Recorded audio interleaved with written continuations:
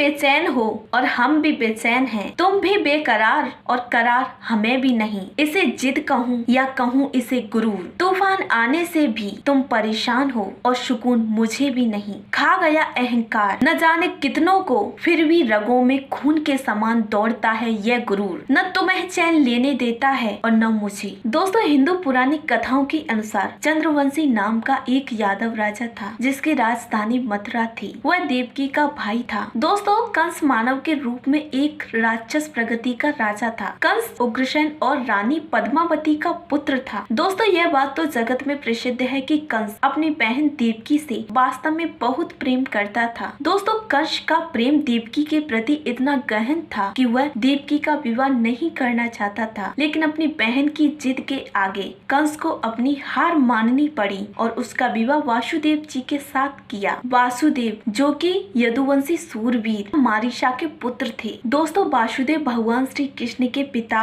और कुंती के भाई और मथुरा के राजा उग्रसेन के मंत्री थे। दोस्तों, यहाँ मैं एक बात और बताना चाहती हूँ कि वासुदेव और नंद बाबा जी रिश्ते में भाई थे। दोस्तों, जब विवाह के बाद देवकी की विदाई का समय आ जा तो स्वयं कंस ने अपनी बहन देवकी की डोली अपने कंधों पर उठाई थी। लेकिन दोस्तों, तभी एक घटना घटी और उस घटना से कंस इतना भयभीत हुआ कि उसने ऐसे अत्याचार किए जिनकी इतिहास में किसी भी प्रकार से उसकी तुलना नहीं की जा सकती और ना ही कल्पना की जा सकती। दोस्तों, जब जब धरती पर अत्याचार बढ़ जाता है तब तब उस अत्याचार को मिटाने के लिए भगवान का अवतार होता है। जब कंस का अत्याचार बढ़ गया तब भगवान विष्णु का अवतार कृष्ण के रूप में उसी के घर पर हुआ था। नमस्कार दोस्तों, मैं भारती सिंह आप सभी दर्शकों के सामने एक बार फिर से हाजिर हूँ गुरु संस्कार चैनल पर। दोस्तों, पिछले कुछ दिनों से मैं आप सभी दर्शकों के सामने भगवान श्री कृष्ण की रासलीला एक नाटक के रूप में दिखा रही हूँ।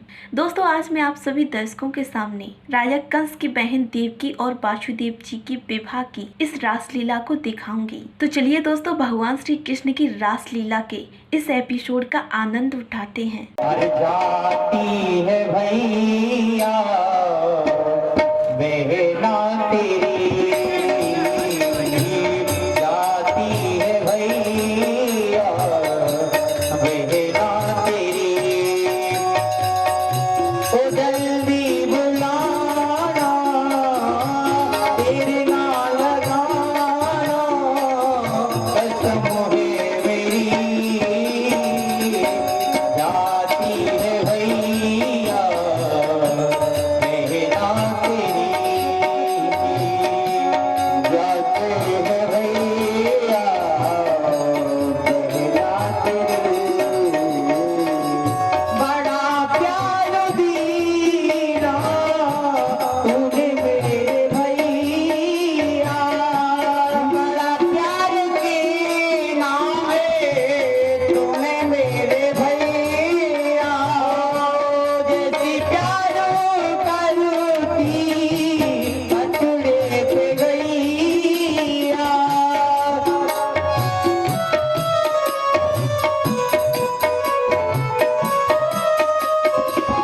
जैसे प्यार करती है बछड़े पे गैया, जल्दी बुलाना तेरे ना लगाना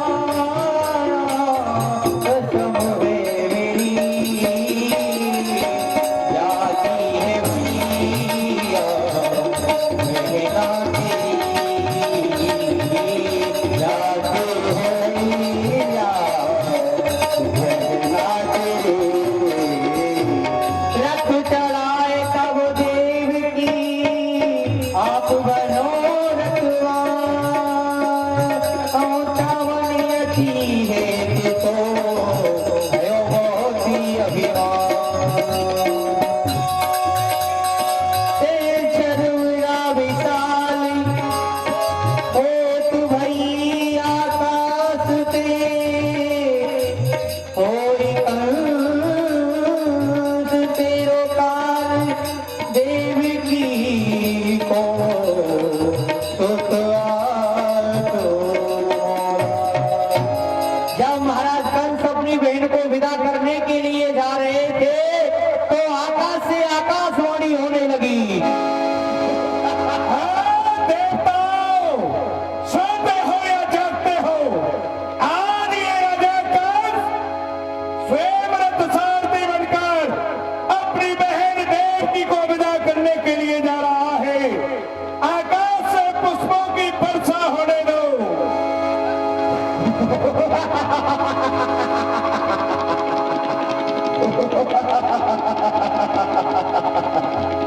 अरे राजा तुम जिस बहन देवकी के विवाह में बड़ा खुशियाल नजर आ रहा है, उसी बहन देवकी का 8वां पुत्र तेरा काल होगा। क्या कहा? देवकी का 8वां पुत्र मेरा काल? ये कौन बोला? कहां से बोला? कौन बोला? कहां से बोला? कैसा शब्द सुनाया है? बिजली सी तड़प गई दिल पर, क्या काल शीश पर छाया है? बोलने वाले तू कौन है? फिर से बोल। अरे मूर्ख ज्ञानी, ऐसे सुन देवताओं की दूसरी वाणी। जिस बहन देवकी के विवाह में बड़ा खुशियाल नजर आ रहा है, हम देवता लोग बतलाते हैं इसी देवकी का 8वां पुत्र तेरा काल होगा। काल देवकी का 8वां पुत्र और मेरा काल? ये कैसे हो सकता है? ये नहीं हो सकता। मेरी बहन का लाल, मेरा काल। लेकिन कंस ये भी कहते हैं कि ये देवताओं की बारी है और देवता कभी झूठ नहीं बोलते। यदि ऐसा हुआ, देवकी के गर्भ से तेरा काल पैदा हुआ, तो तेरा नाम और निशान मिट जाएगा। देवकी, मैंने तो त्योहार समझी थी गला अपना सजाने को, लेकिन कोई पिछली नागिन बन बैठी मुझे काट खाने को। उतर उतार, रक्त भगनी रथ से नीचे उतार और मरने के लिए तैयार हो जा। केस पकड़ देवकी गहरीनी, मारने की तुम सामने की। शत्रु समान देवकी जानी, रथ से कूद पड़ो अभिमानी। भैया भैया, बहन बहन, मेरा कोई दोस्त तेरा कोई दोस्त नहीं, तो क्या मेरा कोई अपराध? तेरा कोई अपराध नहीं। तो क्या भैया आपका मस्तक फिर गया है? हाँ देवकी, मेरा मस्तक फिर गया है और जब तक तेरे मस्तक के टुकड़े टुकड़े नहीं कर डालूंगा, मेरा फिरा हुआ मस्तक शांत नहीं होगा। भैया मैं अपने मायके ससुराल जा रही हूँ, मेरे मांग के सिंदूर को दे। देख चुका तेरा मांग का सिंदूर मेरी आंखों की लाली बन चुका है। भैया मेरे हाथों की हरी हरी चूड़ियों को देख। देख चुका तेरे हाथों की हरी हरी चूड़ियां और देख चुका तेरी घुंघरारी लट। ये बांधी थी जब बांधी थी, अब तोड़ूंगा मरोड़ूंगा, नहीं जरूरत चूड़ियों की, चूड़ियों को भी छोड़ूंगा। बड़बड़ाना बंद कर और मरने के लिए तैयार हो जा। 1 2 और ये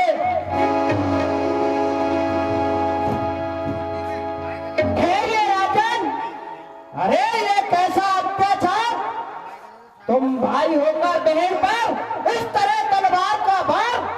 आपके क्षत्रिय बन को धिक्कार है, धिक्कार! नहीं ये काम वीरों का, उठाए शस्त्र अपना पर। नहीं ये नीत की आज्ञा, चलाए जोश अपना पर। अभी आपकी बहन भूपतवा मंगल के घर में है, जरा कुछ सोचिए राजन। पता कंगन भी तो करना है, जिस लोहे से खेलते हो उसमें सहानी सहानी है। स्त्री का खून बहाने में अरे खुद में पानी पानी है। पिया है पी खुल का दूध, उसकी तो शर्म करो।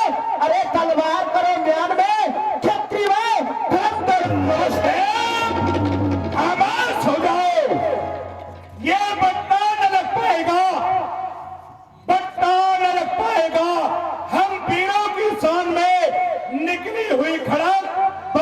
नहीं जाती। याद रहे, यदि तुम ही हिमाती हो इसके, यदि तुम ही हिमाती हो इसके, तो तुम भी यमपुर को जाओगे। ये नारी होती है नरपरसती, तुम सत्ता नारी पर हो जाओगे। अरे रोशन हो थोड़ा भट्टी में धूड़ी का, ये काम किसी क्षत्रिय का नहीं, यह काम है किसी धूड़ी का। लिया है हाथों में हाथ, अरे लिया है देवकी का हाथों में हाथ, आज उसका भी फर्ज निभा दूंगा। देवकी की खातिर मैं अपनी जान की बाजी लगा दूंगा। बस देव, खामोश हो जाओ। लगता है सुनो वसुदेव भई नववारी, तुम हो तुरी कछु नाई छुपारी। राम सिया राम सिया राम जय जय राम, राम सिया राम जय जय राम। बस देव, हो राजा, तुमने सुना नहीं, आकाश से आकाशवाणी हुई। तुमने भी सुना था और मैंने भी सुना था कि कल जिस बहन देवकी के विवाह में तू इतना खुशियाल है, उसी देवकी का 8वां पुत्र तेरा कौन है? हाँ राजन, मैंने सुना था, क्योंकि देवकी के गर्भ से जो पुत्र होगा, अरे वही तो आपका काल है, अन्यथा देवकी तो नहीं। आप इस देवकी को तो राजन वृथा में ही मार रहे हो। बस देव, मेरे काल को जन्म देने वाली तो यही काली नागिन है। वृथा देव की डोरी में मारो, या तो सुख है काले तुम्हारो। हे राजन, मैं आपसे एक विनय करना चाहता हूँ, आप इस देवकी को वृथा में ही मार रहे हो, क्योंकि अरे इसके गर्भ से जो पुत्र जन्म लेगा वही आपका काल है, ये देवकी नहीं। हाँ, आप इसको जीवदान दे दें। वृथा देव की को जिन मारो, या को दुख है काले तुम्हार। और राजन, आप इस देवकी को वृथा में मार रहे हो, क्योंकि जो इसके गर्भ से जन्म लेगा वो आपका काल है। या के सोते तुम हम सो लीजे, जीव दाने प्रभु या पूरी रे। सिया राम जय जय राम। और राजन, जितने भी देवकी पर पुत्र होंगे मैं आपको लाकर दूंगा, ये क्या कहा? वचन करता हूं। क्या कहा? बस देव, हाँ। देवकी के गर्भ से जितने भी पुत्र पैदा होंगे तुम मुझे लाकर दोगे। हाँ राजन, मैंने आज तक ऐसा कोई पिता नहीं देखा कि अपनी संतान को अपने हाथों से और काल के गाल में ढकेल दे। अरे राजन, दिन के राजा सूर्यदेव, रात्रि के राजा चंद्रदेव, इन दोनों को साक्षी रखकर कहते हैं देवकी पर जितने भी पुत्र होंगे मैं आपको लाकर दूंगा। अरे धर्म पर बलिहार सब कुछ, धर्म पर बलिहार सब कुछ, बातें हैं क्या बड़ी। अरे धर्म की खातिर मुसीबत भी सहूंगा खड़ी, ये 4 दिन की जिंदगी मौत लेने को खड़ी। अरे देवकी की खातिर हाथों में पहनूंगा हंसते अपकड़ी।